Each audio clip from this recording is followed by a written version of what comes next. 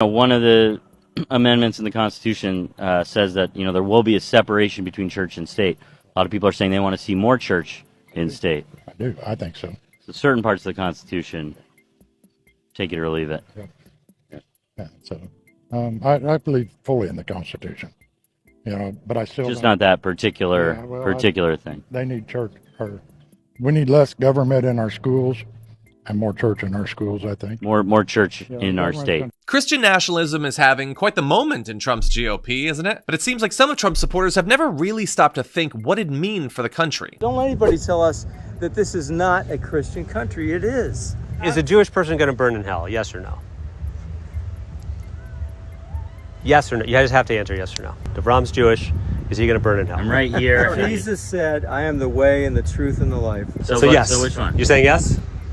You're saying yes? Yes? You're framing me. You're saying it's a Christian nation. So everyone who is not Christian, they're basically being told they're going to burn in hell. That means that the nation that they live in believes that people that don't believe in their religion are burning in hell. That's a really big thing to say. People are talking about making America a Christian nation. Would you support that? Absolutely. Absolutely. The values, thought that's what we built the country on, was my impression, but obviously things got twisted along the way. It's pretty disheartening to see what's going on. So many people are unaware of the just general challenges in life, what's going on behind the scenes on the bad side. Can you elaborate on that a little bit? Well, conspiracy theories, tin hat guy, call it what you will. I've been in the rabbit hole deep in all directions, and over the last couple of years, I've been awake for a long time.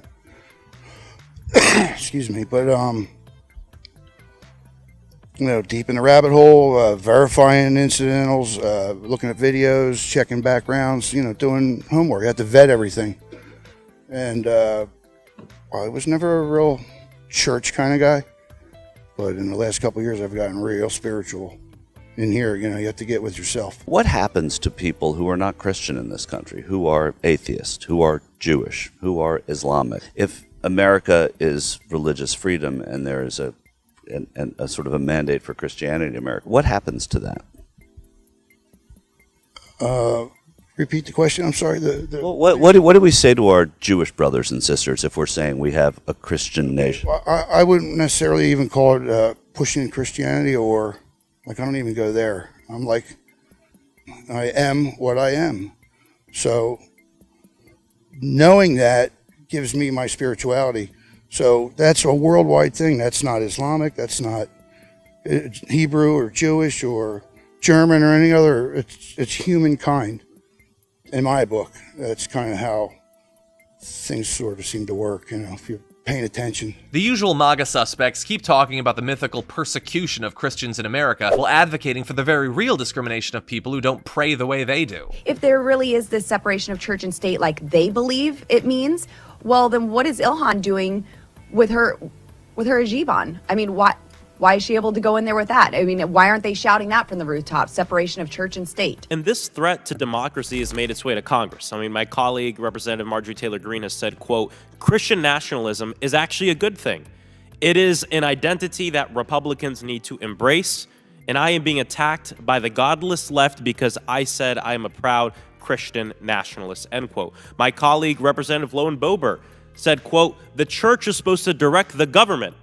The government is not supposed to direct the church. I'm tired of this separation of church and state junk, end quote. Junk being the Constitution and Bill of Rights. The Bible itself in 2 Corinthians actually warns us against this. Paul warned against this. He warned us against people who would preach of a Christ that differs from the true Christ that we learn about in the Bible. That's exactly what Christian nationalism is doing. I condemn religious extremism everywhere, globally and domestically. We have to recognize the threat it poses to our most sacred freedoms and root it out everywhere. And I think it's incumbent, especially upon us as Christians, and me as a Christian, to be at the forefront of the fight, to ensure that white nationalism and Christian nationalism doesn't see the light of day. Thank you, and I yield back. White Christian nationalism fuses Christianity with a rigid view of civic life, a view that true Americans are white, native-born, and conservative. On January 6th, it was the connective tissue that tied disparate groups together and propelled them to action.